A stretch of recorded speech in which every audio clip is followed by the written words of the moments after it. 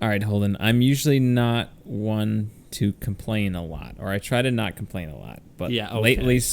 lately something. I mean, I only complain about you behind your True. back to other people, but outside of that, I try to not complain that much. And I have to get something off my chest. So, in my apartment building, we have free underground, or it's included in our rent is underground parking, and you all get one space. And the person who has the space next to me cannot park. They are parked. I am not joking. When I came home just now from a family get-together, they were parked partially in my spot. And on the other side of my spot is a cement column. All right? So I'm going to show you this picture of how they are parked, Holden. I don't know if you can see this, but it is ridiculous. Oh, yeah, I see. It is ridiculously difficult to park and get out of my car. Well, and they have one of those small cars, too. Like, it shouldn't be hard to park that thing. Look how far away they are from the rest. Like, they have this entire spot to park. And it's funny. So I'm like, yeah, it has been like this for several months.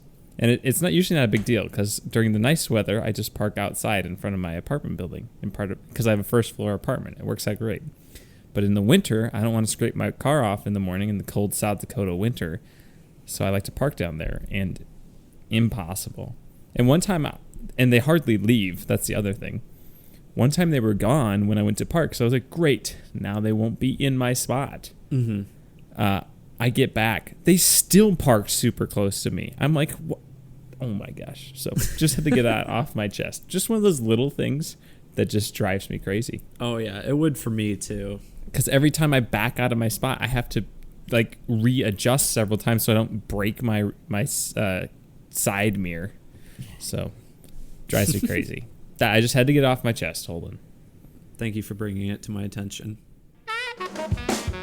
Welcome to another episode of That One Movie Podcast, also known as TOMP, the weekly show where we discuss movies, games, and TV shows, in addition to kind of whatever. Mainly we just shout nonsense into our microphones. I'm your host, Holden Tudler, joined by my co-host, Jimmy Youthy. Learn how to park your cars. Yeah, please do. This is a PSA. We've got a great episode for you this week featuring our review of Eternals, the new MCU film. And we're the only ones who liked it.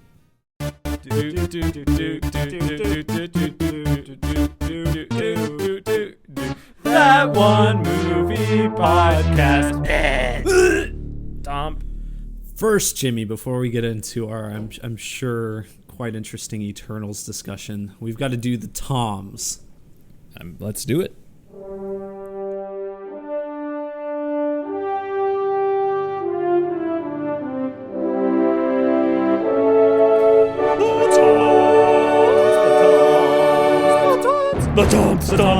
The TOMs. TOMs is a rapid-fire segment where we rate the news of the week in the world of entertainment on a scale of three famous TOMs: Brokaw, Bombadil, and Bergeron. Brokaw's the highest, Bombadil's the lowest, and Bergeron is somewhere in between. Jimmy, let's get to it. You're going with the Dr. Pepper vanilla? Is that what that is? Cream soda. Dr. Pepper. This stuff's so good. Got hooked on it during quarantine last year. I've brought it on the podcast a few different times. We're not sponsored, but it's very good. Yeah. Not yet, no. Anyway, we've got a few trailers first. First up, we have the new Stranger Things trailer for season 4. This is like I mean, we've talked about various little snippets before, but this is the first one that's like actually kind of a trailer. Like I guess traditional structure of a trailer. We have 11. She's writing a letter to Mike, and that's kind of provides the narration of this. We get to see a glimpse of her life out in wherever she's living. California. Okay. And yeah, and then at the end we get a little bit of a tease as to some of the events that are to come. What'd you think, Jimmy? Looks good. I realize I don't remember the names of the other characters. What's the kid who's stuck in the Upside Down the first season? Will's out in California too. Yes. So 11 is with Will's mom? Yeah, because at the end of season 3, she went to live with them. Okay. Do not remember anything that happened. So I will have to watch that show again or watch a synopsis. I think I'm going to rewatch the whole thing. Like I've rewatched it once, I think, and I was worried I wouldn't like it as much, but I ended up still liking it quite a bit. So I think I'm okay with watching it again. All right. I think it looks good. I mean, are they supposed to be in high school now? Yes. I hope so. They look like they're in high school at least. Yeah. They all look pretty old. They're getting ready for spring break. It's going to be the best spring break ever. I guess that makes sense because I was kind of wondering like how they were all going to come back together after season 3 ended. But if it's a spring break trip where Will and Eleven and their family come back for the week, man, this is just going to prove to them that they should never come back to Hawkins. If this is going to happen in the 1 week they're back. Yeah. I think it looks good. I'm excited. They're all a little bit older. Are they all a little bit wiser? We'll find out. I'll give it a Brokaw. I'll give it a Brokaw too. Then we have the new Morbius trailer. Bombadil. All right. What do we have next? It was funny. That's not a joke. Do we have to talk about this trailer? This movie looks so generic and bad. He says, I have some sort of bat sonar. Every third grader in the world knows that it's called echolocation. All right? Yeah, and he's literally a doctor. You have a doctorate. You, sir, are an MD. Yeah, I mean, what I wanted to pose to you, Jimmy, is Jared Leto, is he method acting as a vampire for this movie? I wouldn't, you know what? If we find out that Jared Leto has actually been like drinking blood to prepare for this vampiric role, I would not be surprised. But I guess the main things I just wanted to bring up are we got Michael Keaton again. What's up, Doc? What does he say in this one? I couldn't even bring myself to rewatch the trailer. He said something like, Dr. Morbius, we should stay in touch. Something like that. I like how Michael Keaton just doesn't know what's going on either. He's just clearly just saying the lines he's been given. He doesn't even know what character he's playing. He was just put on set that day. He's like, all right, here's a paycheck. Can't wait for Tom Holland to be stuck in these movies. Oh my God. And then the end of the trailer when he says, I am Venom.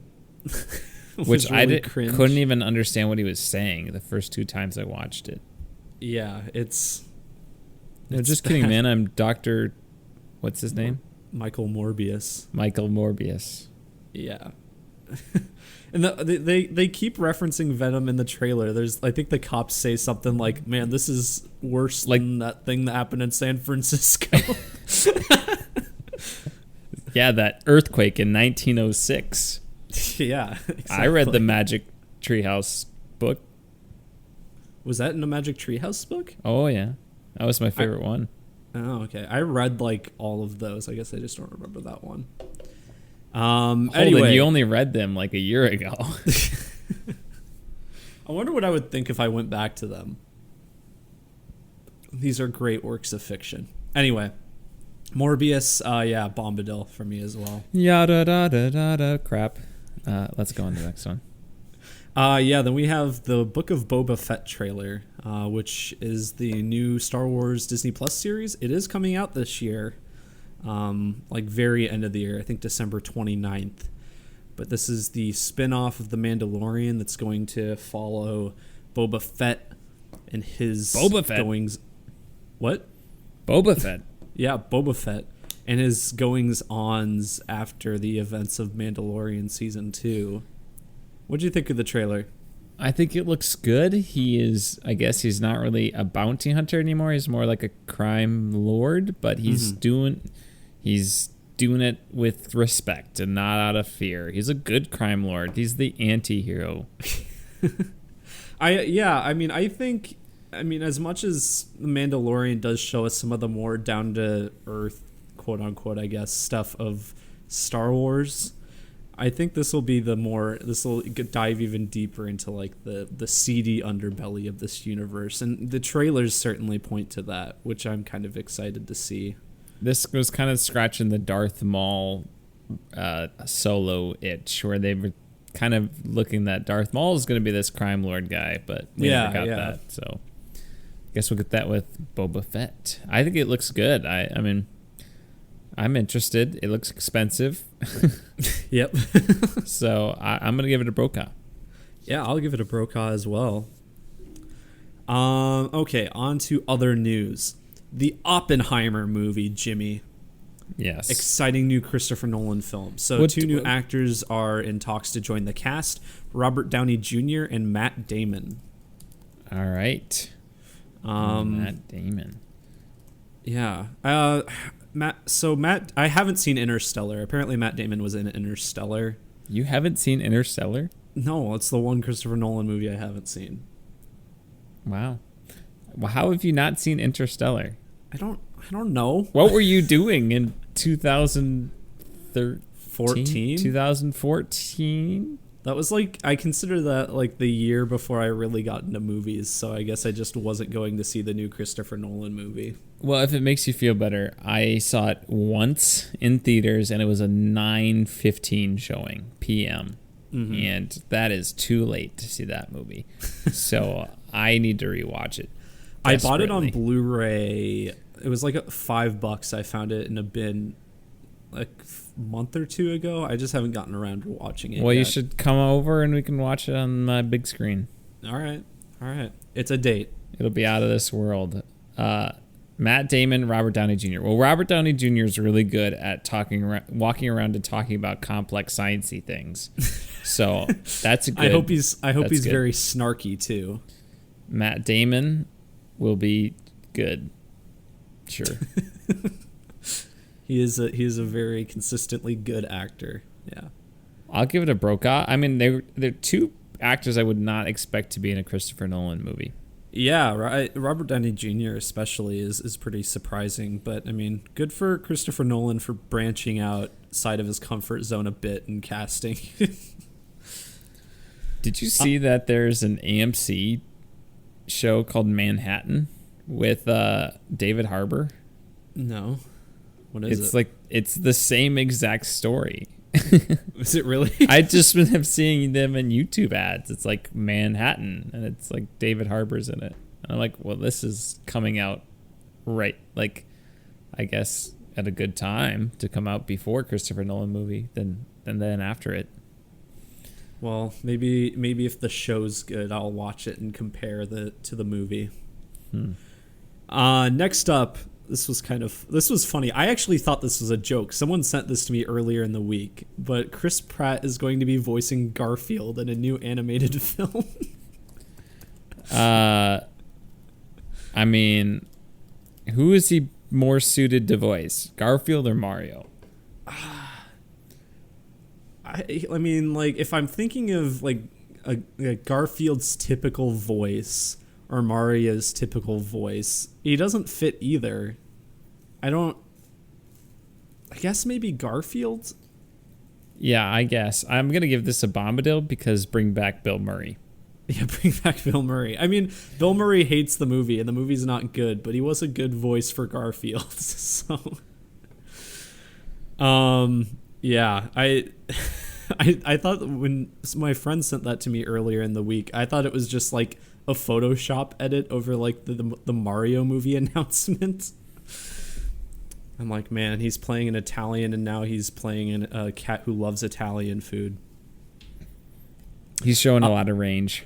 He really is. Next up, live action Snow White. Wait, movie. are you rating any of the news this week? Did you rate that one?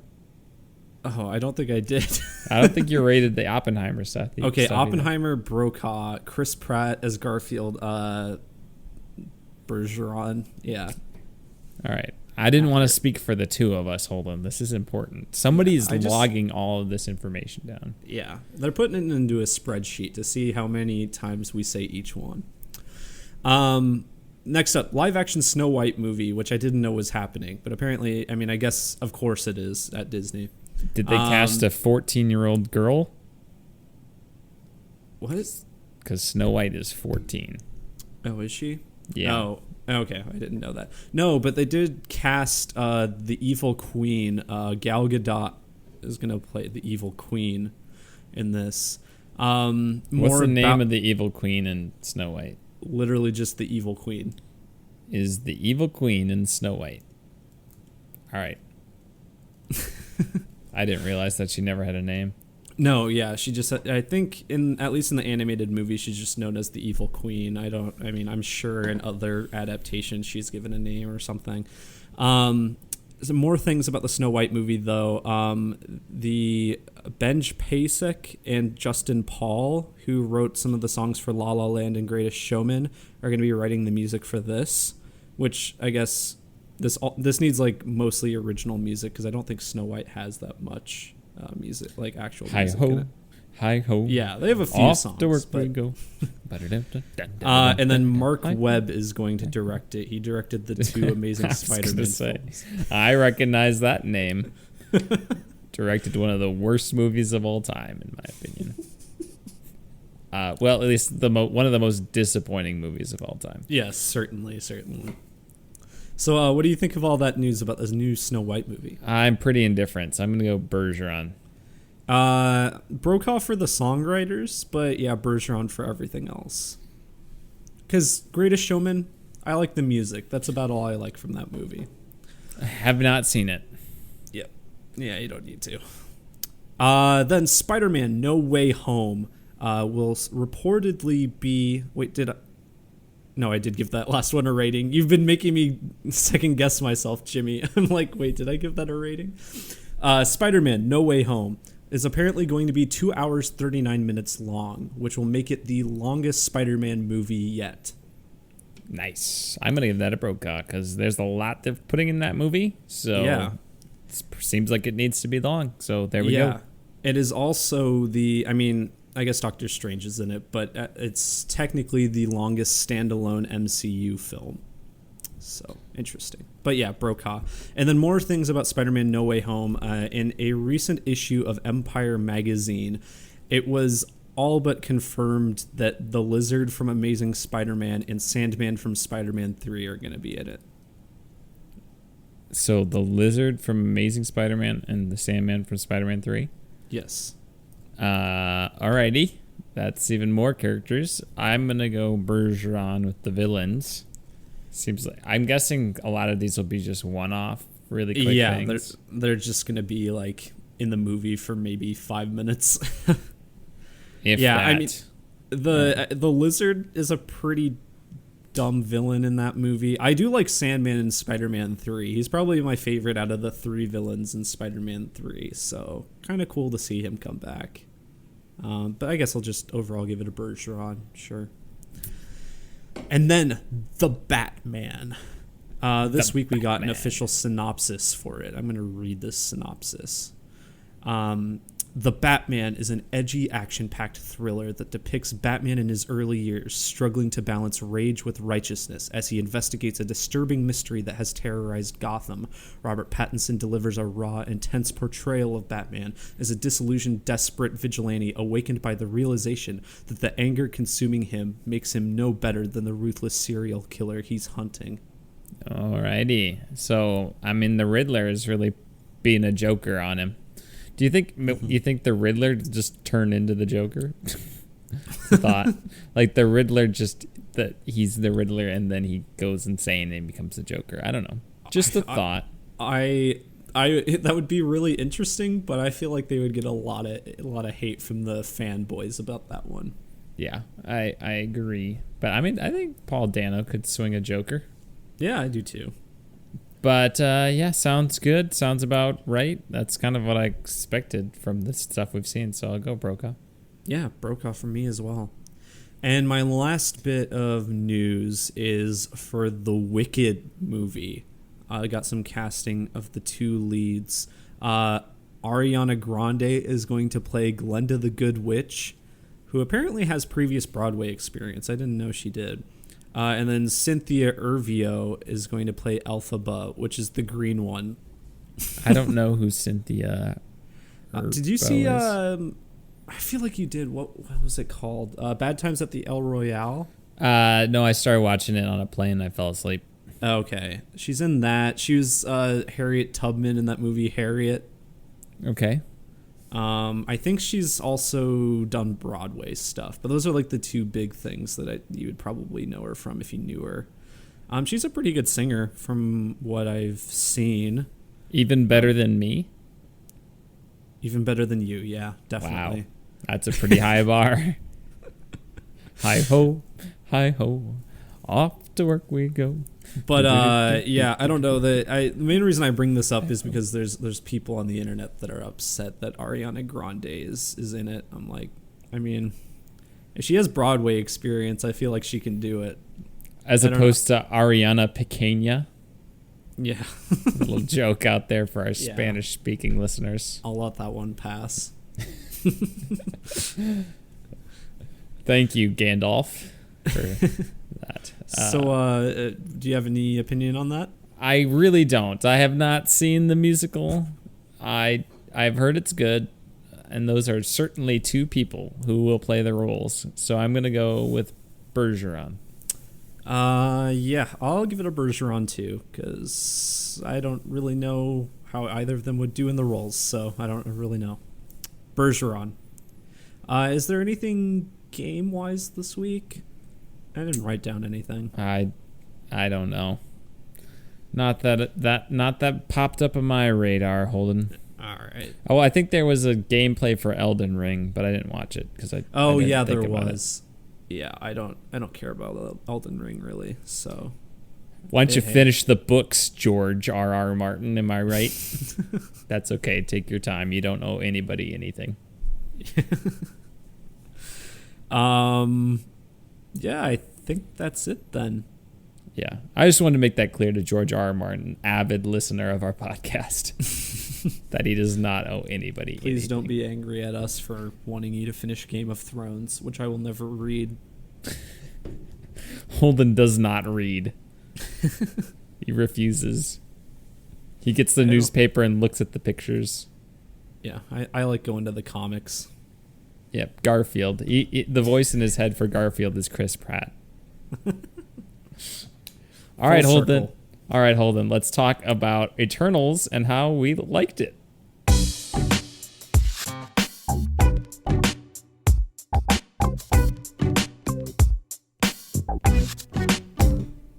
Okay, so Eternals. The lowest rated Marvel movie on Rotten Tomatoes. And on Metacritic. Metacritic. Yep. Or at least I'm pretty sure. If not, it's very, very close. Yeah, this is the first... I think it's the first Marvel movie to get a Rotten on Rotten Tomatoes. I think even like The Incredible Hulk might be hanging on at like a 60% or something like that. But yeah, this is the lowest rated Marvel movie overall. And neither of us understand why. I don't even think this is the worst Marvel movie out of Phase 4. I think Black Widow is worse than this. Oh, I think this is a better movie than Black Widow. I really don't think it's all that close. I think I could see what people not liking it, but I don't see people thinking it's a bad movie. It is messy. Certainly it is messy. It is flawed. But I do think it does a really good job at a bunch of things that covers over or makes up for those flaws, in my opinion. And I don't know. I just disagree with the critics on this one. And I thought this was a really good movie. I think it's one of the better Marvel movies, if I'm going to be honest. I think it's in the upper half for me. Yeah, I mean, it's certainly, common comparisons. I've been comparing it constantly to like Thor: The Dark World, Incredible Hulk, all of the often least regarded MCU films. This is way better than all of those. This is leagues better than those. And I'm feeling like I almost feel like gaslighted by the critics in a way, because they're giving this bad reviews and they're giving Free Guy good reviews. This is incredible. I just cannot believe that people thought Free Guy was a good movie. Yeah. and that this is not a good movie. These have to be. Have we disagreed with the critics more on any two movies? Like Maybe Frozen 2. Yeah, but I mean, even SNL was like Frozen 2 is bad if you think about it. So it's like we weren't. What is Frozen 2? We weren't alone. I feel like we're more against the grain on these two than Frozen 2. Although we were pretty against the grain for that. Frozen 2. I think in retrospect, more people don't like it. Yeah, 78 Rotten Tomatoes, 64 Metacritic.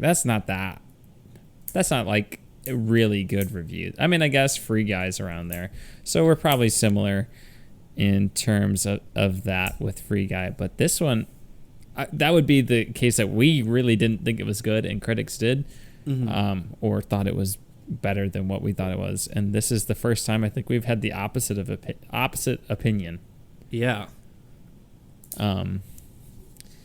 Yeah, I just don't. So I guess synopsis: you have Eternals, a group of there's 10 of them, I think, who come down to Earth, and basically they're told that this is their first mission. They're going to Earth, and they're told that they have to protect this planet from these deviants, which are these kind of alien beings that consume intelligent life. They need to protect humans from the deviants because they're like just like the saviors of different places in the galaxy. And for the Eternals that we follow in this movie, this is their first mission, and it happens to be an Earth. So you get to see like from the dawn of man in Mesopotamia all the way to the present day that they never age and stuff. And there's interesting questions around not aging. There's interesting questions about human exceptionalism in the universe, which I thought was really fascinating. And this is one of the movies where I'm like, I am kind of on the other side.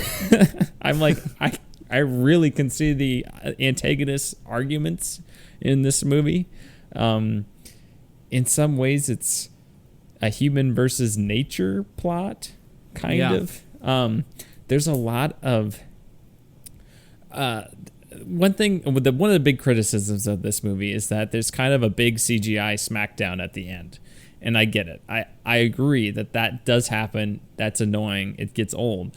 But I think what's lost in that is there's a lot of character like conflict at stake at the ending as well. Like there's these relationships that are at stake too. So while you do have this huge grandiose world-threatening global threat that could end the world happening, you do have these relationships that are being affected by this plot too. It's also, I mean, without getting into exactly what happens at that ending, but it is a little bit, I mean, it is a CGI smackdown, but it's different than your typical Marvel CGI smackdown. Takes place during the day, which is interesting. Yeah, but it's not just like two armies fighting each other or someone fighting a just different like evil version of themselves or whatever. It's more unique than that. Yeah, and I think there's a lot of heart there. Some of the other criticisms is that the characters of this film aren't fleshed out enough, and I didn't feel that. Like I honestly felt like I had a good sense of each of the characters that they introduced. I feel like I agree with that criticism somewhat, with just like a couple of the characters that I feel like aren't necessary to the film. I think there's a couple of the Eternals that if you took them out, nothing would change about the movie. And those are also the ones that I feel are probably the least developed. But even still, even with those Eternals, I still enjoy them. Like, I'm not upset that they're in the movie. I agree. I think I know which ones you're talking about.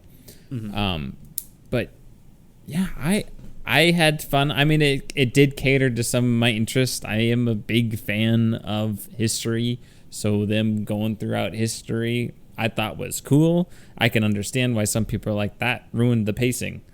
But I was excited to be like, ooh, there's Babylon. Ooh, there's Tenochtitlan. you know, ooh, there's Hiroshima, that sort of stuff. And I thought kind of them like having to process their impact on humanity was very interesting, and whether or not their mission was justified. And I thought there was just a lot of moral ambiguity in this film that they just let there be time to contemplate. Certainly, yeah.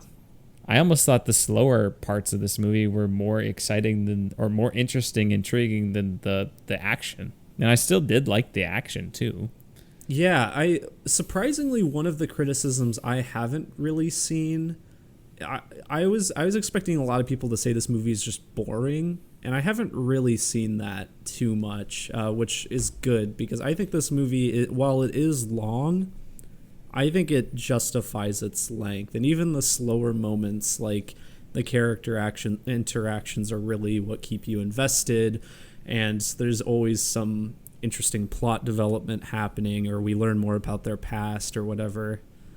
I think it's I think it's far from a boring movie. There's one storyline with the deviants that I thought was very anticlimactic.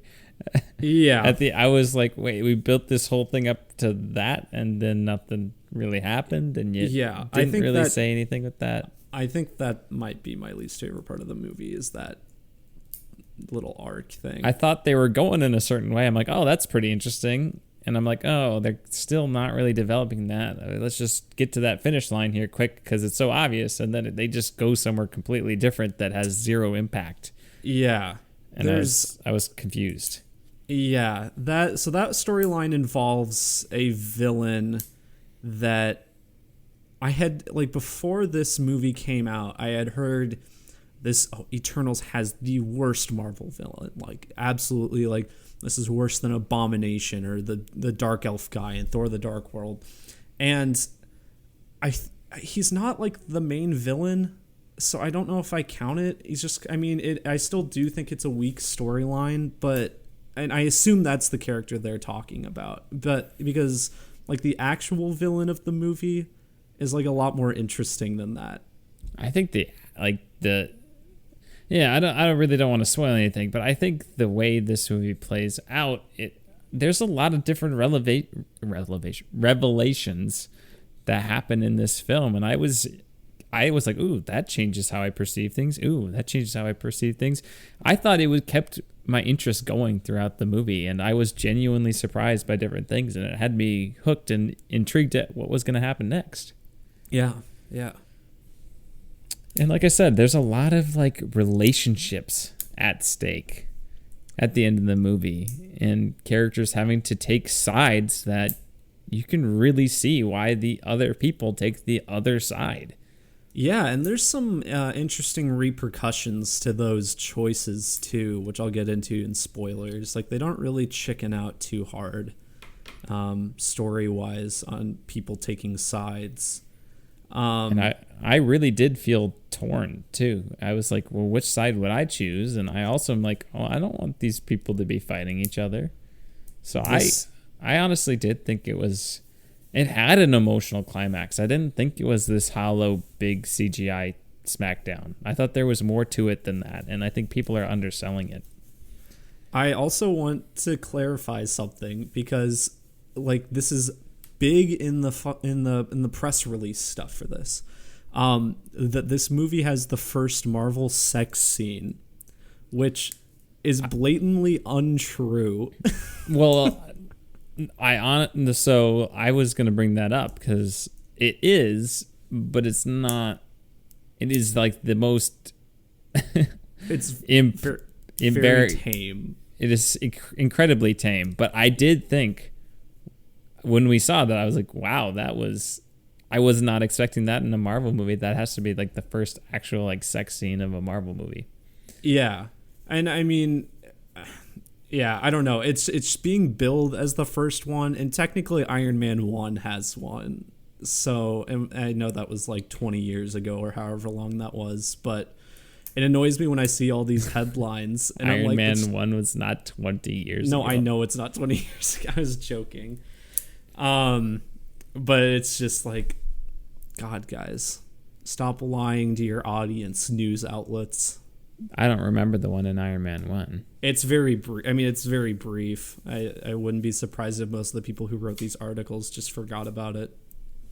But I did think that when this was happening, it's like, oh, I did not expect this from an MCU movie. But that's kind of the theme of this whole movie, is that does not feel like an MCU movie at all. It is a slow, methodical, contemplative sci-fi that every so often actually has like a Marvel MCU-esque action scene and some MCU-esque humor thrown in. Yeah, I mean, aside from occasionally mentioning like Thanos or something like that, this movie has really no outside characters from other movies in the MCU. And so it's really easy to just get lost in this. And the fact that this has such a different tone and structure and everything, it just, I kept forgetting I was watching an MCU movie. It just felt like a big, grand sci-fi movie. I honestly think it works better as that, because they try to explain how it works in the MCU. I'm like, oh, okay. And then I'm like, wait a second, that does not make any sense. And they've kind of written themselves into a corner here in the MCU. There are so many like potentially Thanos level villains that exist already in this phase of Marvel. I'm like, where are we going? I'm giving it the benefit of the doubt because it took like Thanos like 3 phases to get like fleshed out. And so if this phase is mostly like building up new characters, I think that's okay. Because Thanos isn't even like introduced until a post-credit scene of the Avengers. I know. Well, that's what I'm saying, is that we already have King the Conqueror. We already have Arishem, like the Celestials. And we already have the TV. Like, where are we going? Yeah, true. Like, who is the big threat? We don't know. Probably Kang, but we'll see. Yeah. Let's see. Other things. Of course, this movie is gorgeous. It looks great. Yeah. It looks really good. One of the better looking MCU movies. I think the score by Raymond Djawadi of Game of Thrones and Westworld fame is excellent. I think it fits the tone and Iron of Man the movie. 1 and Pacific Rim fame. I think it fits the tone of the movie extremely well. I didn't think it was super obtrusive. I thought it complemented moments nicely. Yeah. Of course, the IKEA line is just as bad in the movie as it is in the trailer, although there's a little bit of an extra little tidbit for you, I guess, in there. There is some humor that's pretty funny in this movie, though. Yes, the standout is Kumail Nanjiani. His what's his name as the Eternal? Kingo. Yeah, Kingo. And he has like this. He's big in the Bollywood sphere, and he's got like this Bollywood director that he likes to work with, and their dynamic is quite comical in the movie. Yeah, they were consistently the funniest part. It kind of felt like the script had been written, and then Kumail Nanjiani got on set, and he's like, "All right, I'm a comedian. I'm just gonna say other things that are funnier." And at first I was like, "Oh, is this gonna be cringy?" But there were actually some really good moments, and I think the funniest part of the movie for me was between them. Yeah. They're quite funny. I'm trying to think if anybody else is really funny. If there's any humor, I can't think of anything. But I feel like maybe Kit Harington was a little bit funny, but he's not in the movie very much. So, yeah, if you're going expecting, what's his, Moon Knight? What's this guy's name? Black Knight. Who's Moon Knight? Oscar Isaac. It's going to be a Disney Plus series. Okay. Black Knight, don't expect much. Yeah, I really liked Richard Madden as Icarus. I liked I honestly liked all the Eternals. I thought, yeah, we can talk more about specifically who we thought was who didn't necessarily be there in the spoilers, but I can see why people think it's messy, because it is a messy movie. The pacing is not exactly spot on, especially with some of the flashback stuff earlier on in the movie, I think. when they go back in time and kind of use that to flesh out the characters more. It might have worked if it just was more linear. There's some weird dialogue in the movie too that kind of felt like if they had just done another draft of the script, they would have caught it and been like, all right, we'll change that. And I have one line in particular I'll get to in the spoilers, but there's a few things that it kind of made the movie feel a bit more messy. And I think the climax and stuff adds to that. But I don't think this is nearly as bad as some people are making it out to be. Yeah, I don't understand rotten. I understand maybe disappointing, but I don't understand. I don't see how someone could see this and be like, that movie was more bad than good. Yeah, because this is... Well, that's the other thing. I was seeing reviews saying this is a very unoriginal Marvel movie, but I don't understand how you can say that. Like, there's literally nothing else in the MCU like this. Like, I'm sure you can find other movies that are like this, fine. But if you're just in the context of the MCU, there's nothing like this.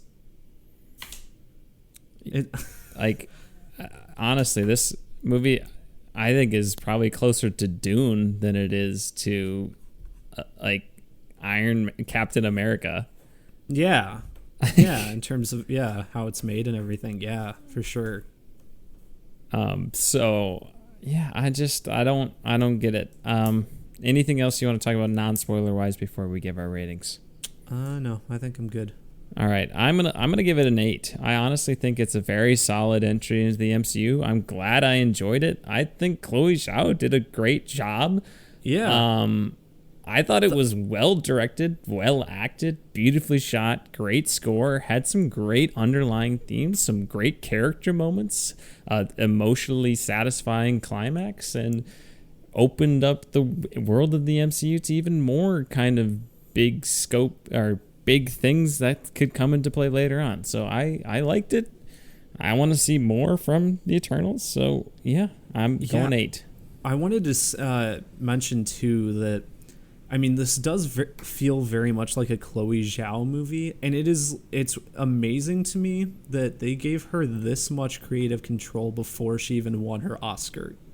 Like, because they would have. I like how you're like, this feels like a Chloe Zhao movie. You've seen one of her movies. Well, it feels like Nomadland. It feels like what I've seen of the writer. I mean, I haven't seen the movie, but I've seen stuff from it. I liked this movie more than the writer, personally. That's fine, but yeah, it's cool to me that they gave her this much creative control over the movie, because they would have made this movie like a while before, especially since it was delayed a whole year before Nomadland came out and swept award season. So good on you, Marvel.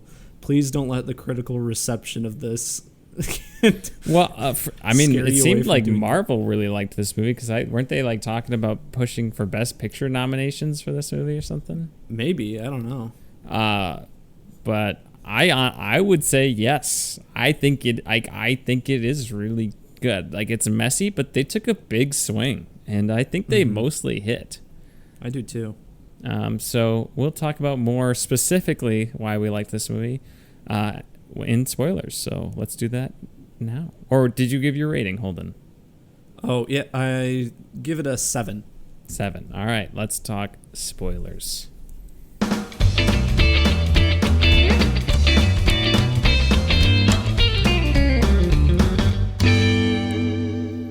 Yeah. Classic Holden. Dive right into biggest spoiler. I guess there's a couple things. Classic Icarus, fly right into the sun this time. The biggest spoiler of the movie is that South Dakota once again makes an appearance in a Chloe Zhao movie. She just cannot keep herself away from the glorious state of Sodak. I don't know what it, like. She must have. Well, okay, so she has The Rider. She has Nomadland. I actually didn't know she had a movie before The Rider. I can't remember what it was called, but I think it's a movie she filmed on Pine Ridge, the reservation. So I don't know if she like had an idea for that movie and just filmed it there, and then was like, you know what, I love South Dakota, and then just decided to come back for every single one of her movies. Songs my brothers taught me. Yeah, I think so. I think that's what it's called. Well, she looks like she's got daughters too in 2010. So. Yeah. Okay. Yeah, I wonder what it is she likes about South Dakota so much. Not that it's a bad state. I mean, we live here, but out of anywhere you could go, I guess no one films out here, so it's a unique look for your movie. Yeah, I mean, it was like we saw that. I mean, I was excited to see Mesopotamia and Babylon because that's what I teach about. Also, Tenochtitlan, which is another really interesting place. But to get South Dakota on there, we were like, oh.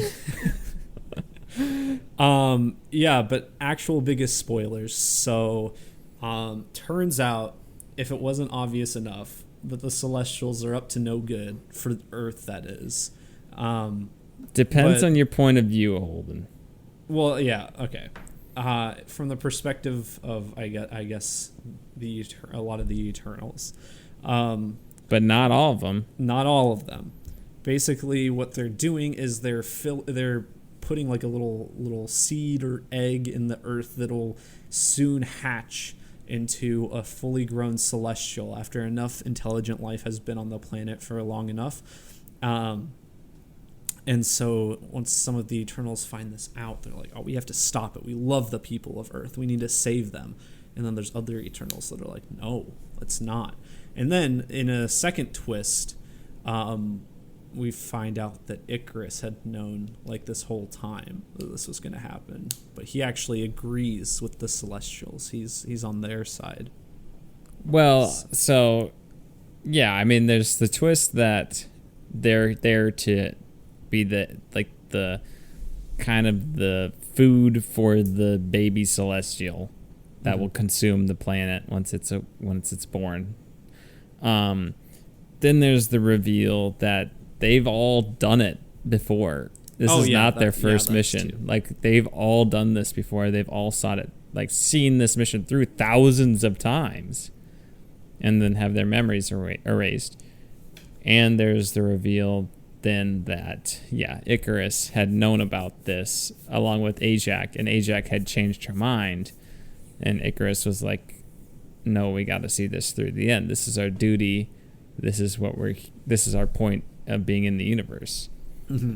In addition to, like, the Eternals are literally like cyborgs created. They're not actually like they're not organic. They're AI, honestly. I mean, they're artificial intelligence, which was interesting, and they had to kind of process they had an existential crisis. Yeah. In more ways than one. Not just like, what's my duty, but I also just like am not real. Yeah. So I really liked, I mean, I love the idea of like the Celestials are there to destroy things in order to make more life throughout the universe. And if they're not there, at some point the universe is going to come to an end and life will cease to exist. Yeah. So why do humans have the right to exist when when one Celestial creates trillions upon trillions of other intelligent life forms throughout the universe? And I'm like, the humans have no right to exist at the expense of other intelligent life. Yeah. I was Team Celestial, man. I am stopping them. I am right there, Icarus. We're going to take them down. See you guys next time. I'm going to miss you. Sorry. I don't know if I'm Team Celestial, but I definitely see that. I'm like, yeah, that makes a lot of sense. I can see why you have some of the Eternals like on that side. And what I hinted at earlier is I liked how Kingo is like, I agree with Icarus, but I'm not going to fight you guys. And instead of like coming in and saving the day at the end, he just doesn't come in at the end of the movie. I was surprised by that. I was too. I thought that was a bold move, but I thought it worked well. Yeah, and I like how he's like, come on, buddy. I can't remember his little guy's name, but he's like, we got to go and be with our family. And he's like, it was an honor serving with you, Eternals. Like, that was very heartfelt, and he was kind of the middle ground, and Kingo was just such a delight to have in this movie, honestly. He's so good. I'm excited we have more of him. I would have loved it had Icarus not died. Like I felt that was weird. I was like, his death was just weird. How he just flew away. Like I was expecting an Omni-Man where he just flies away. Yeah, I feel like that would have been better. Instead, he just kills himself. There is quite a bit of parallels with this and Invincible now that I think about it. Yeah. Especially with Icarus. I mean, I don't want to spoil anything for Invincible, but now that I think about it, there are quite a few parallels. Well, Icarus, the way he like moves, just looks like Homelander. I know he was Homelander, and you know me, I love Homelander, so I had no problem with him being in this. But he's way more redeemable than Homelander. Yeah, no, he actually has some good intentions, but I felt just the way the special effects on him and everything worked, and the way he flew, it looked all very Homelander-esque. Oh, and his eyes and everything. Yeah. I really felt for Sprite, like having to live for thousands of years and never being able to be an adult. Yeah. And never being taken seriously by anybody. Like, I honestly was like, that would be such a hard space to be. And honestly, I don't think it's like super fleshed out, but I mean, that adds the theme of like religion and like why would your higher power make you like this way, I guess. Like why would her higher power make her stay a kid for however long?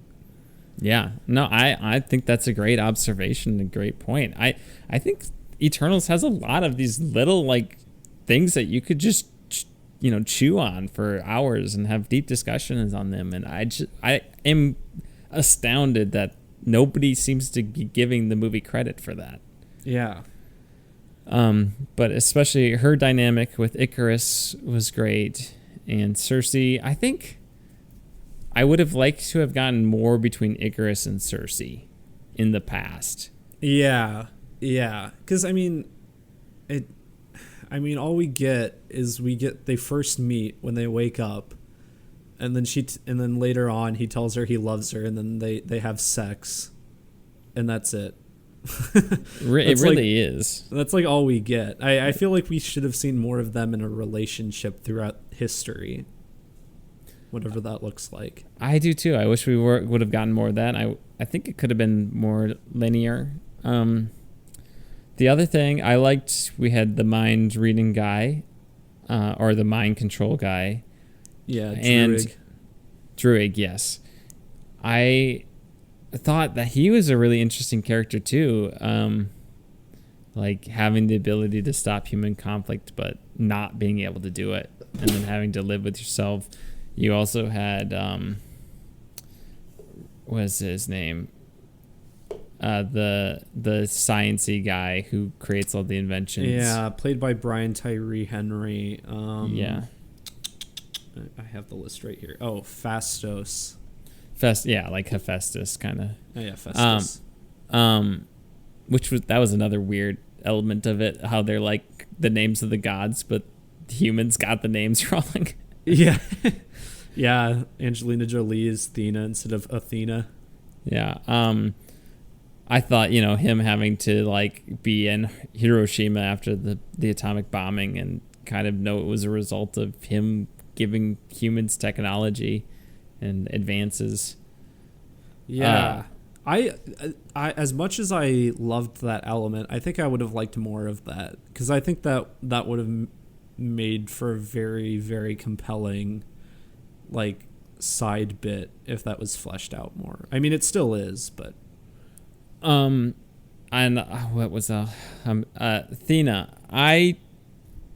I don't know if Athena really worked for me in this movie. I think she needed to be fleshed out more. Athena, and she had a nice chemistry with the other guy with the hammer fist. Yeah, I forget their names now since we saw it like 3 days ago, but I'm trying to remember his name. Oh, Gilgamesh. Gilgamesh, yeah, because based off the Mesopotamian hero, I should have known that. So I do like how the idea of like there are all these names and then they aspired all these myths throughout the world. I do like that idea, and these cultures. Yeah, that's what I don't wonder, think like, they were necessary in the movie. They didn't add that much for me. Is Cersei the basis for the Greek like figure? Yes. Who is Cersei? What is Cersei? What does she do in Greek mythology again? She was like an enchantress, I think. She's in the Odyssey. And she's like, is she at the island where you stay forever? Yeah. Emily's read a whole book called Cersei, so I'll have to ask her. I guess but that doesn't really seem to fit her character in this movie. That's what I was kind of thinking, is I felt like that was the obvious parallel, but I wouldn't know how that would fit her. Yeah, I don't think... I liked Thena and Gilgamesh, but I don't think I think Gilgamesh was fleshed out enough, but I don't think Thena was fleshed out enough. Because she kept having these, like... She kept, like, malfunctioning, which is kind of a really kind of good hint that they're actually like AI, because she literally just starts malfunctioning like a robot would. Yeah, I felt like they were focusing a ton on the malfunctioning, and that focus kind of kept them from exploring her as a character. Like, she was just malfunctioning, and that was mostly what they cared about her. And then it was just like, oh, you're malfunctioning because we've done this before and you're feeling guilty. But it doesn't really explain why she just starts going rogue all of a sudden. Yeah. I guess she's like, oh, I need to defend this planet. Maybe she was always on the side of defending the planet. Yeah, could be. Yeah, it also kind of just like, there's just a lot of trauma in this movie too. Like, they're all dealing with some sort of guilt that they have to carry with them. Mm-hmm. And they literally have the thousands of years of guilt too that they're not even aware of existing deep in their, hardware, I guess. I just liked all those little touches that they had, and I was very impressed at how well Chloe Zhao was able to balance 10 characters plus, in this movie. I mean, the one character we said did not really work at all, especially at the end, was the deviant kind of. His name is Kroos, but they never call him that in the movie. And it's Bill Skarsgård, right? Yeah. Which we did not realize it was him. I was expecting the Eternals, I guess, like not the Eternals, just Eternals, to kind of start fighting him, but then realize, hey, we have an aligned agenda here, and then team up. But that doesn't happen. Athena just kills him, just slices him up. It was so like I didn't. Okay, so he like evolves into this human figure and like runs off into the woods. Then at the end of the movie, he just like wanders onto the beach nearby where they are somehow. It felt weird that he wasn't just like, I mean, like they didn't figure out that they're just trying to do the same thing. They're just like, deviant, gotta kill him. I mean, I understand the part that he's a deviant, we gotta kill him. But then when he's like starts talking and explaining his stuff, he'd be like, oh, okay, let's work together.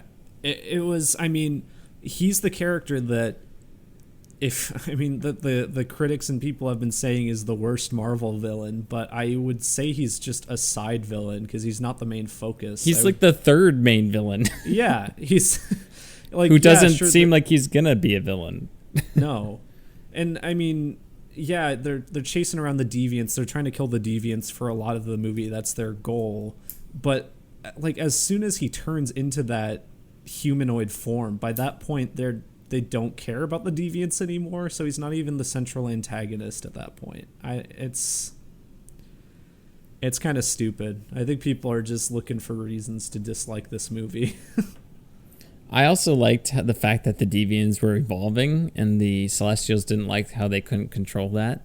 Yeah. But then at the same time, you have the Eternals, who they are essentially evolving too into a true artificial intelligence that thinks for themselves. Mm-hmm. So, now does it make sense that they can even do that in the first place and they're not just killing machines? No, not particularly. Does it make sense that the Celestials exist in this universe but nobody else knows about them? No, not particularly. Does it make sense that they're not supposed to interfere in human conflicts, but they can interfere with aliens, but then they don't interfere with Thanos, who is an alien? No, not really. Does it make sense that they need the Celestials need a huge population of highly intelligent people, so it would be in their interest to fight against Thanos, but they don't? Does that make sense? No, not at all. To answer one of yours, though, a lot of the people out in like the cosmic MCU are aware of Celestials. It's just like the people on Earth that aren't. Yeah, I guess. But then they would know that this happens, right? And then they would be like, I guess they wouldn't know there were Eternals on Earth. Yeah, they necessarily. Wouldn't know. Yeah, and then of course the Celestial coming out just happened, so I bet someone will mention it in a future MCU movie or something. Other things that I wanted to say. What was I gonna say? I had something I was gonna say and I just forgot it, Holden. Darn it. We can talk about the post-credits scenes. Yeah, post-credit scenes. I mean, when we have the Black Knight, he's got a sword. He's got a demonic sword, and he talks to Blade. Yeah. Which I mean, there's no way I would have known that was his voice, but apparently that voice that talks to him at the very end before it cuts to black is supposedly Mahershala Ali as Blade. Did not realize that. Nope. Then the other post-credit scene was Harry Styles and Patton Oswalt, the full CG character. Yep. A little troll, Pip the Troll. Already. Harry Styles is... I think the character's name, or his superhero name, is literally Star Fox. I can't remember what they actually call him, but they say he's Thanos' brother, I guess. Interesting. He's not purple. They don't look anything alike. But yeah, I remember I heard Harry Styles was in this movie, and then he just showed up at the end. So that's cool. I don't know anything about him or Pip the Troll, and I only vaguely know stuff about the Black Knight, and I do like Blade. Introducing all these new characters. Yeah. The post-credit scenes didn't really do anything for me. They say the Eternals will return, so we'll see them again. I guess a lot of the Eternals got kidnapped at the end by Arishem for whatever reason. So there's going to have to be a rescue mission. Yep, and the only ones that are not captured are Athena, Mikari, and Drig. I think so. I think everyone else got captured. So, like, the three least interesting. Just kidding. I like all their powers and stuff, but they're probably the least fleshed out ones. Yeah, did Kingo get kidnapped? I assume so, because I think he took all the ones that were still on Earth. Yeah. So. And I like how they were like, well, you know what? This seems to have happened before, where the Eternals said they stopped the what they call it, the emergence. Yeah. So the Celestial didn't seem as pissed as you'd think he'd be, but that's probably just because it's happened before, and he's like, all right, plan B, I guess. Oh, well, okay, this doesn't happen very often. This is interesting. So I'll give you guys a little bit, and I'll come back. And if I say that humans are not worthy, which will certainly happen, then I'm going to absolutely just destroy you guys. Yeah, I'm going to be interested. I don't know how well this movie is going to do given the critical reception. I think the opening weekend it's been okay. Apparently, I think it had a bigger opening weekend than Shang-Chi did.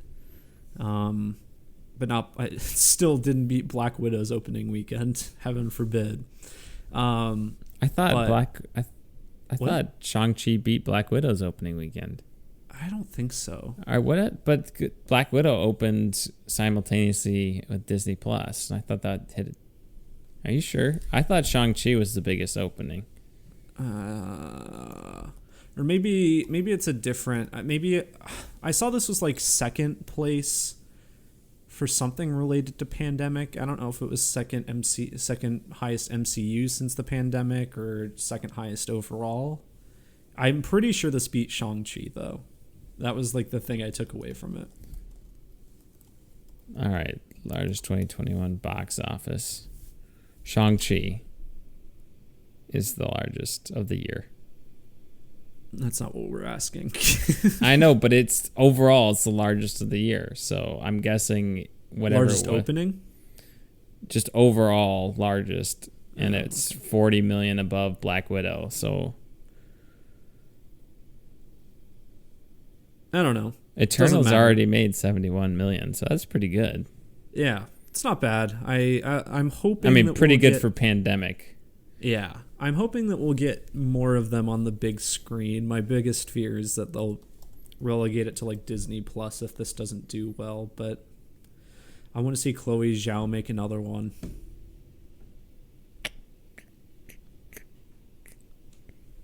Opening weekends. Well, this is just all time. Avatar and Avengers Endgame. So what else do we have to say about this movie, Jimmy? I'm trying to just think about anything that we maybe haven't talked about. We didn't really talk about Makari, who is probably the biggest Eternal that you could just cut out. Makari. As much as I enjoyed her, she doesn't really do much. And they don't even, like, she's literally just hiding on the ship. Yeah, she's not really in the movie until the end, which I was fine with. It's like, yeah, you can have all these side characters and just have them at the end. Like, you don't need to fully flesh out all of them. With that being said, I think this works better as a miniseries. I'm just going to keep saying it. Like, I think it just would have worked better as a miniseries. I don't know. I think this worked pretty well for the big screen. I think this was a really good 2 hour and 40-minute version of it. Mm-hmm. But I still think you just get more fleshed out with the series. You get more emotion at the end. But I think they did a really good job for 2 hours and 40 minutes. Again, I think it was well directed by Chloe Zhao. Yeah. Yeah. Doesn't deserve all the hate it's getting. 7 out of 10. You liked it more than a 7 out of 10. No, I think it's like a 7 out of 10. You liked it more than you. I think you liked it more than me. I mean, I liked it more than you, but I looked over at you. I said, "What'd you think?" And you said, and I hadn't even said anything. You said, "I liked it."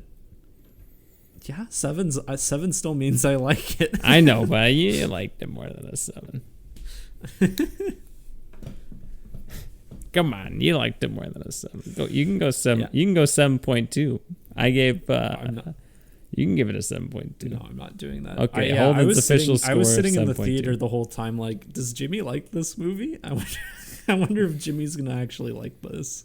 It is always interesting to be like if you really like something or if you really don't like something. And I'm like, it would be really weird if Holden and I had just a completely different experience.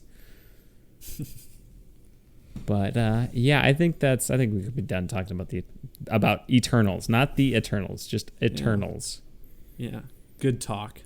All right, Holden, what are you doing? What are you doing? What are you doing? No, what are you doing? What are you doing? No, what are you doing? What are you doing? All right, so Halloween we recorded it, but I also watched a lot of movies because Halloween I decided to watch some spooky stuff. First off, I watched the first 2 Halloween Town movies. Oh my gosh, I really loved those. Like that movie, those movies creeped the heck out of me when I was little. Especially, I think Halloween Town 2, when they all turn into the monsters, or is that in both of them? That's I think that's just the second one. Okay, just the second one, where they all turn into the monsters. Yeah. That idea scarred my childhood. I could not go through a Halloween without thinking about how everybody was going to turn into their monsters. I really liked those movies when I was little. At least the first two. I think I remember them coming out with a third one, but I don't necessarily remember liking it. So there's 4 actually. Oh wow. We only watched the first 2. I had never seen them because I was never like a Disney Channel kid or anything, so I just never caught these movies. Halloween Town 2, Calabar's Revenge. Yeah. Well, it was funny. I was watching the first movie and they introduced Calabar, and I'm like, I wonder who the villain is, because the second movie is called Calabar's Revenge. Because he's kind of introduced as like this good character at first. I'm like, okay. Who is Calabar? Yeah. Debbie Reynolds, so Carrie Fisher's mom, is the grandma witch, and she's really good. She's like having a ball in that role. But the funniest part about the first movie is the score is so bad. It sounds like stock music. I'm trying to think of what piece what part it is. If it's like the credits, there's one piece of music they keep playing that's kind of like the main theme that just sounds like it was made in like GarageBand or like some cheap music software. It's really funny. But they're pretty charming movies. I can see why people have such fondness for them. I have not seen these since like 2005. I mean, yeah, if you watched it now, you definitely think they weren't like good, but you'd probably have a lot of nostalgia for them. That's kind of I see a ton of people that love these movies because they watched them as a kid. But then I also watched Ghostbusters, the original. Again, rewatched that. Very, very good. And then I decided to watch Ghostbusters 2 like the next night, which I don't think I'd ever seen all of before. And Ghostbusters 2 is just like a worse version of the first one. It's very similar, but the writing is just worse. What are we doing next week? Red Notice. The Red Notice. Yeah, is there anything else coming out?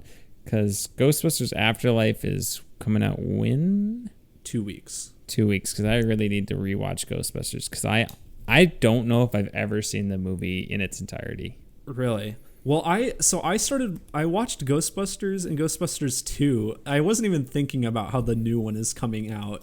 And I just kind of had I was like, I want to watch Ghostbusters. Let's do this. And then after that, I went to Target and they had the Ghostbusters game for $10, the remastered version on PS4 for $10. I'm like, okay, I'll buy this. I had it on Xbox 360 like 10 years ago, but I never really got very far in it, and I think we've since lost the copy. Is it good? It is good. It plays like an Xbox 360 game, so controls are a little janky, but it's written by the writers of the original movies. They say it's basically what Ghostbusters 3 was going to be before it entered like development hell and never got made. And they got the entire cast back. So it's like all you got Bill Murray, Dan Aykroyd, all of them are in it. Harold Ramis before he died. And the remaster is like the barest bones of a remaster. It's really more of a port than anything, with like although it's running at 60 and they improve some textures and stuff, but that's really about all they did. But it's a pretty enjoyable game. I mean, if you enjoy Ghostbusters, ever find it on sale for $5-10, I'd recommend picking it up. But I played and beat that all this week already. It wasn't that long. And what else did I watch? I watched Scream, rewatched that. Still very good. I think I might have even liked that more on my second viewing. I need to rewatch it because I don't remember anything about it. Yeah, I think I liked it more this time than I did the first time. Finished Steven Universe Future. I cried like a baby. this show, it gets like it. Literally, the focus of this last season of the show is about the main character's like PTSD from all this stuff he went through as a kid, like all these adventures he went on and stuff, and how it can like affect a kid. It is so dark and weird, but it made me cry. Very good. And I finished Cowboy Bebop again, my rewatch of that, which is also still very good. And then the only other thing would be that I picked up the Final Fantasy VII Remake last night, and I started playing it, and it is, I remember I liked the demo, but it didn't really hook me. But even replaying through that opening level in this, I was like way more into it this time. I think part of it is because I had played the demo before, and so I wasn't having to read every single text box, and I wasn't I was able to figure out different things that I wasn't able to figure out before. Because the battle system before, I remember I just like couldn't handle it. It was a lot, but now I'm like really into it, and I'm really digging it so far. Yeah, I mean, I liked the gameplay of it. I just don't know if I could. The style of it is just a little much for me. Yeah, it's certainly a lot. I'm still getting used to it, but I I just love. Well, I don't know what it is about Capcom. Wait, no, that's Square Enix. Never mind. It has like the same thing that Resident Evil does, where the dialogue is like really entertaining but kind of bad, but the story is still like good. Like I think Final Fantasy VII's story is good, but just the way the characters talk are pretty funny. It's very much just like directly translated from Japanese or whatever. Just it's not really how we talk here in the US, I guess. But yeah, I think that's it for me, Jimmy. What about you? Let's see. I didn't really watch any big movies or play any games. I need to get back on God of War 2 because the baseball playoffs came around, completely messed up my sleep schedule, and I didn't wake up early to play games before work. I haven't done that in a while, but I did stumble across on YouTube the New York Times. Someone for the New York Times had created a short film called something like "In a Galaxy Far, Far Away, I Played Anakin Skywalker," something like that. And it's like this 16-minute short film. It's very beautifully shot about one of the kid actors who was in the final 3 to play young Anakin Skywalker in The Phantom Menace. Oh, okay. And it was his story of that and how he was a huge Star Wars fan, and it was just like absolutely devastating that he did not get the part. And I don't want to talk too much about it, but it is just very moving and interesting, and it just makes you feel for... I mean, it's just kind of interesting because on one hand, Jake Lloyd got the part, and his life was kind of ruined because of it. And this guy didn't get the part, and his life was ruined for a long time because he didn't, and he lived with all this, this like resentment and just what if, living in this hypothetical situation. And he's finally been able to move on from that and love Star Wars again and stuff. But you watch like these audition tapes, which are in the Phantom Menace documentary, and I had seen them before, and they pull out a couple things, and the way he delivers I mean, clearly this documentary is portraying it from his perspective, but it's like, how did they not choose him? Like, he was clearly the best one, and there was like, because they have like the reading with Natalie Portman, where with the scene where it's like, "Are you an angel?" That scene, in Watto's junkyard or whatever, and she's like something about like, well, you're just a child or something. And he's something like, but I won't always be. And the way Jake Lloyd delivers it is like, okay, kid actor. And the way that this guy in this documentary delivers it is like chilling. Like you see the inner Darth Vader in him, like later on. Wow. Like it translates off the screen. And it's like, why did they not pick him? But just check it out. It is 16 minutes long. It's very well done. It's very interesting. And there's a lot of humanity in all of it. So highly recommend it. Otherwise, my favorite YouTube channel right now is got to be the Corridor Crew YouTube channel. If you like movies and you're not watching this channel, you got to get on it. So I'm speaking to you, Holden. Their VFX artists react, or stuntmen react, or animators react series that they do weekly is so entertaining and educational about the film industry. They bring in people from the industry, like they had a guy from, I forget the VFX company, but he worked on stuff like Pirates of the Caribbean at World's End. So the shot where like the guy's walking down the staircase and the whole ship is exploding around him. Oh yeah. They like break down that shot and how they did it and like all those things. And it is, you just got to check it out because they are very entertaining. It's funny. Their Bollywood ones are amazing. When they break down Bollywood movies, and there's one, like their most recent one, they were planning on doing a bunch of different movies, but they just did one because it was so ridiculous and they only got through half of the scenes in the movie that they wanted to break down. So I'm like, Holden, we gotta watch this movie at some point because it is insane. But Corridor Crew, it was like, I think it started with an SH. Bollywood SH. I was wondering if it was one I don't know very many Bollywood movies, but there's a few I know. But I don't think I know one that starts with an SH. I cannot find it in Bollywood insane movie, but that's gonna be like redundant. See if it has Kingo in it. I can't find it. See, Jimmy, all I've gotten out of your entire segment is, I watched a short film by a New York Times author. Yeah, well, you were rubbing off on me. It just showed up in my YouTube recommended.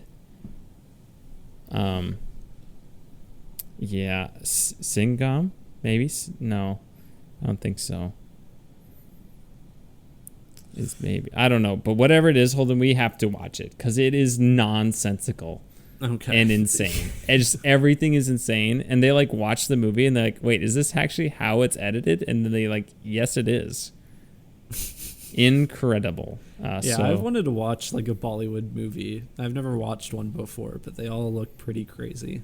But I gotta say, if you are not watching Corridor Crew, which they have their main channel is Corridor Digital, which they do a lot of cool VFX and stuff. Like they redid the Luke Skywalker deepfake in The Mandalorian and stuff like that. They do a lot of really cool things on their main channel, but this is like the extra channel that they do, and this is their series, and it is so good. You gotta start watching it. Okay. But yeah, that's what I got, Holden. Cool. Well, next week I think is our Red Notice review. Which will be on Netflix. It's in theaters right now, but we will be watching it on Netflix. And then the week after that, Ghostbusters Afterlife. What? Encanto's in like a few weeks, which I keep forgetting is a thing. Encanto.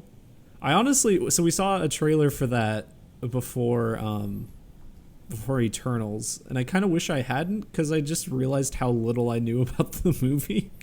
I was like, if I had just gone on into the movie without seeing that, I would have been surprised. But yeah, I think that's it. French Dispatch is finally showing in Sioux Falls, so I'm probably going to see that at some point. I don't. If Jimmy wants to join me, he can. Yeah, I would like to watch that. The other things that are coming out, Clifford coming out. I was still on Holden. I'm like, Clifford, since it takes place in New York City, it should end with Clifford climbing the Empire State Building and getting shot at by airplanes. Have you seen there's like a meme where it's a still from the trailer, and it's like the girl and her dad, and then Clifford's just standing behind them, and they're like, this looks like a commercial for an anxiety medication. Otherwise, yeah, Home Sweet Home Alone comes out. Okay. A couple weeks we have Ghostbusters Afterlife, King Richard, Power of the Dog is coming to some theaters. That's a movie I really want to see. Then we have Encanto, House of Gucci, and Halloween, Resident Evil, Welcome to Raccoon City. And the Beatles get back. And I know Spencer And is Licorice in theaters Pizza. too.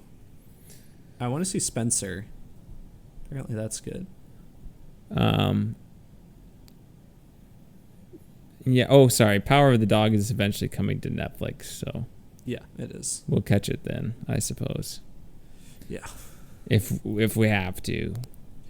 Cool. Lots of good movies coming out. There are Very so excited. many good movies. And I just wanted to say, Holden, I got like emotional watching that West Side Story trailer. I don't know what it is. I am just like, I am actually legitimately excited to see that movie. It just like, if Steven Spielberg has a return to form, not that like The Post wasn't really good. It was a good movie, but it's not Spielberg, you know? It just didn't have that magic. I'm Ready telling you, where Player they're One like didn't have the wrestling and there's magic. like, they're wrestling over that gun and the gun like goes on the ground and the camera cuts up and they look at each other. I'm like, that is just the quintessential Steven Spielberg movie moment. And I just was like, oh my gosh. I just like, feelings were welling up inside of me, Holden. I was getting butterflies because I was falling in love with Spielberg cinema again. Interesting. I didn't realize you were so excited for it. Well, good thing we'll watch it. And I've also had Tonight stuck in my head forever. Yeah, a lot of good movies coming out. Yeah, Guillermo del Toro even has a movie coming out. I keep forgetting that's a thing. Yep. and Spider-Man, of course, Matrix. Of course, The King's Man. That movie is still coming out sometime. Yep. Wow, we got a lot of films. Yep. All right. Yeah, so if you want to leave us a request, you can do so by leaving us a 5-star review on iTunes or by emailing us at tomppodcast@gmail.com or donating to our Patreon. That's it for me, Jimmy. Or if you're the person who parks next to me in my apartment building, if you park in your parking spot correctly, I will allow you to request a movie. But what if they do it once, request a movie, and then just stop doing it? They've exploited you. At least they did it once. All right, Holden. Adios, pantalones. Love you.